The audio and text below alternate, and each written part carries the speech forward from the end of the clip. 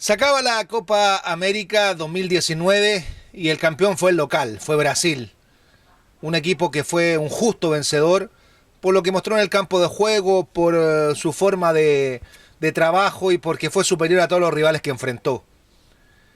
Hoy el equipo demostró estar a la altura de la circunstancia y se terminó llevando un partido frente a un durísimo rival como fue Perú, que propuso, que corrió, que guapió, que marcó, pero que no le alcanzó de la contundencia para llevarse el encuentro. Por el otro lado, Brasil fue contundente, marcó diferencias y se llevó el encuentro por un justo 3-1. Hubo polémica con el arbitraje, principalmente por la expulsión de Gabriel Jesús. Me parece nuevamente algo exagerado y no lo revisó en el VAR el árbitro Tobar, el árbitro chileno, y eso hizo de que Brasil se quedara con 10 jugadores y se tuviera que acomodar al partido, pensando en que Perú iba en alza y ellos con un jugador menos se tuvieron que comenzar a defender y a meter el partido en el congelador. Pero vamos a lo cronológico de este partido. Estadio lleno en Maracaná, donde llegaban los dos equipos que habían tenido el mejor rendimiento en el torneo. Perú se agrandó desde su paso a cuartos de final, donde derrotó a Uruguay, después categóricamente lo hizo frente a Chile, llegó a una final de manera justa.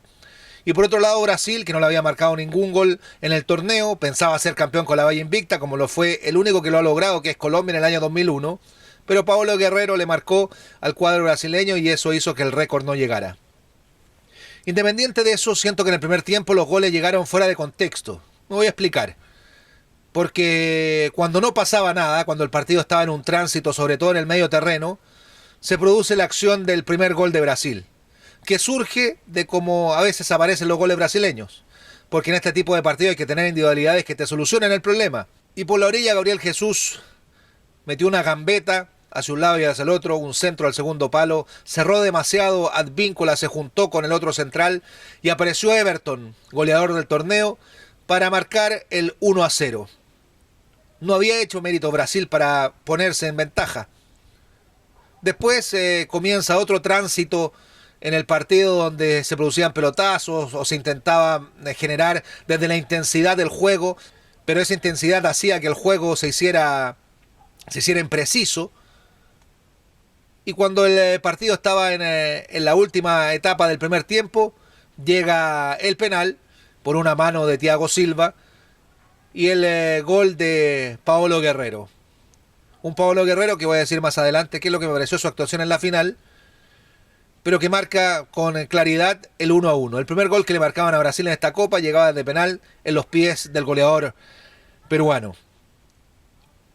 Y como un pecado, cuando se acababa el partido y tendría que haber cerrado el encuentro, va a aparecer la jugada donde después de una recuperación post pérdida, es decir, perdió el balón Brasil, pero Firmino lo logra recuperar rápidamente, y en una jugada donde se resbala incluso, es decir, la mala fortuna también estuvo presente para Perú, pero también la precisión, gol de goleador de categoría, en una final para batir al portero Gallese, rematando a la parte ancha de la red a la entrada del área.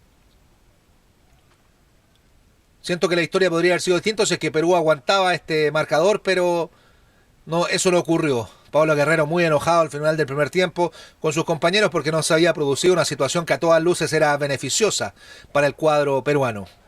Después en el segundo tiempo Perú intentó poner intensidad, merodeó el área de Brasil, pero no fue contundente. Por su otro lado, Brasil cada vez que llegaba causaba daño y se notaba que podía estar más cerca de poder anotar. Finalmente Perú, en base a la habilidad de Cuevas principalmente y también el empuje que puso Flores, que llegó tocado hasta final y que no fue el mismo de en partidos anteriores. Y por otro lado también, como les contaba, Paolo Guerrero, que siento que no estuvo a la altura hasta final, quizás por el desgaste que sufrió en partidos anteriores, porque es un jugador veterano, pero siento que yo esperaba más de Paolo Guerrero en este encuentro, por la significancia, por la importancia del partido y por su experiencia para marcar diferencias en estas instancias. Después Brasil causaba daño hasta que llega algo que parte el partido, que es la expulsión de Gabriel Jesús. Posterior a eso, Brasil prácticamente intentó defender el resultado, hizo un par de cambios Tite, puso a Richarlison arriba como número 9, aguantando las pelotas y llevándola principalmente a las orillas. En ese contexto, nos damos cuenta que Brasil por lo menos perdió un par de minutos en la banda para tratar de llevarse el partido. Y lo consiguió. Hasta que llega una jugada donde Tobar después lo ve en el VAR. Una jugada que desde mi punto de vista no era penal. Quizás fue con vehemencia Zambrano. Pero sacó un livianito Everton hombro con hombro. Y el propio Richarlison consigue el definitivo 3-1 y el triunfo para Brasil. Destacar la labor de Dani Alves, que fue elegido el mejor jugador del torneo. Un Dani Alves que es el único de este equipo que había levantado la copa 12 años antes para el cuadro brasileño en Venezuela, cuando anotaron 3-0. De hecho, Dani Alves marcó el tercer gol en el 3-0 sobre Argentina. Dani Alves más vigente que nunca, dicen que vuelve al Barcelona y fue el mejor jugador del torneo por lejos. Un jugador sobre los 35 años, sí que ratifica que el cuidarse bien y que las ciencias asociadas a este juego llamado fútbol permiten que los jugadores puedan extender su longevidad en el campo de juego y seguir con un gran rendimiento. Brasil fue sólido en todas sus líneas, en la defensa fue sobrio, no exultante, y tuvo jugadores importantes que hicieron incluso que no apareciera la figura de Neymar como el fantasma que en algún minuto todos pensaban. Everton hizo olvidar en cierta medida a Neymar, no es Neymar, no tiene la categoría de Neymar, pero es un jugador muy interesante que seguro tiene un futuro prometedor en el fútbol mundial. Por otro lado, Gabriel Jesús, que tiene esta virtud de transformarse en moverse por todo el frente del ataque, intercambiarse posiciones con Firmino y generar peligro hacia el arco contrario.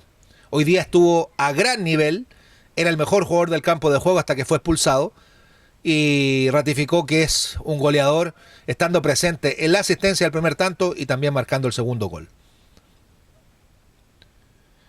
Coutinho no estuvo a la altura en esta Copa América.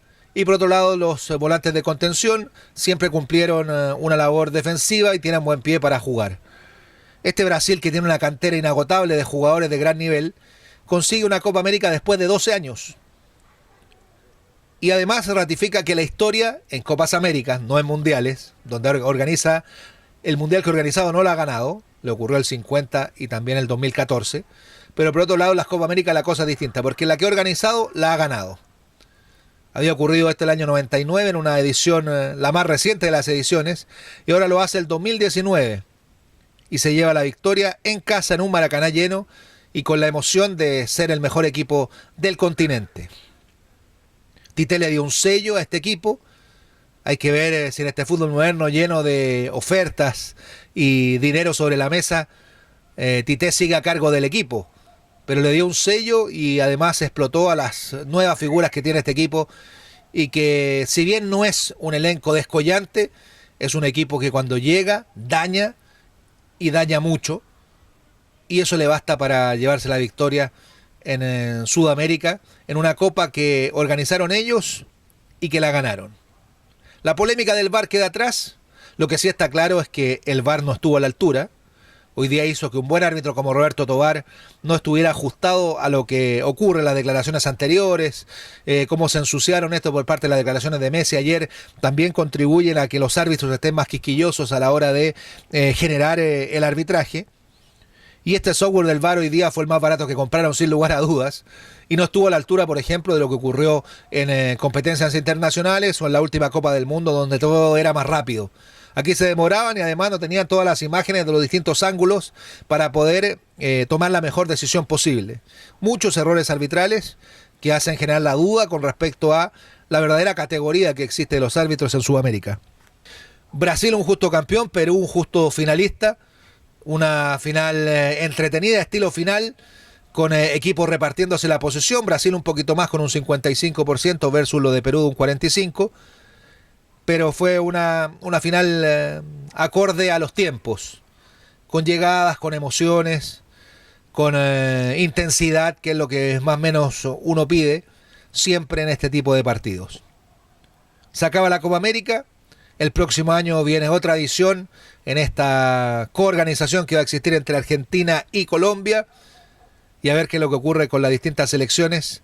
Sacarán sus conclusiones y también recuerde que el próximo año comienzan las clasificatorias o eliminatorias, según sea el caso, de los países de Latinoamérica para el Mundial de Qatar 2022.